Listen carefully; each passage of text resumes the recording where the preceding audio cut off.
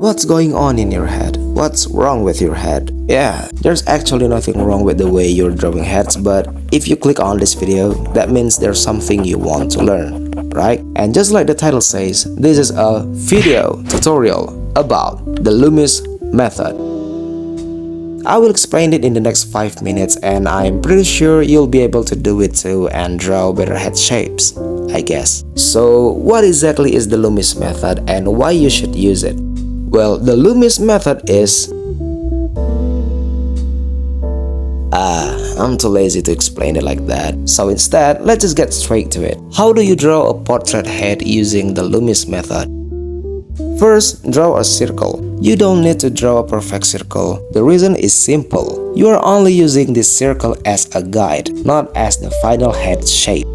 The important thing is this: you need to train yourself to visualize a complex head shape as something simple. Next, define the center line. This step helps us see which direction the head is facing. Draw a line down the middle of the circle to split it into 2 parts. Then add another circle in the center. This acts as a basic guide for the direction of the head. After that, draw a vertical line from the forehead down to the chin, and then add a circle on the side of the head for the ear. A quick note: this second step is what really determines the head shapes you are drawing. There are a lot of parts you can adjust here to create different head variations, and once you can clearly imagine the rough head shape from this construction, the next step is to build the face. Start by connecting the top of the head down to the chin at the bottom, then connect that line to the side circle to form the jaw, and continue by drawing the ear. One extra tip I learned from Chamang's tutorial: add a circle around the eye area, and now your Loomis Method base is complete. From here, all that's left is to finish the drawing.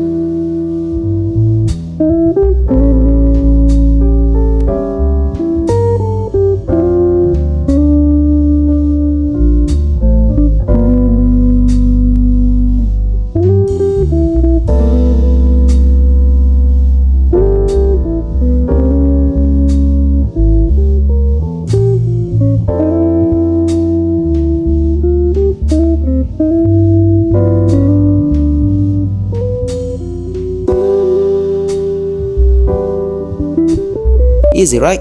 So now, grab your pencil and sketchbook and start drawing. If you found this video helpful, don't forget to like, comment, and subscribe, and happy learning and enjoy drawing.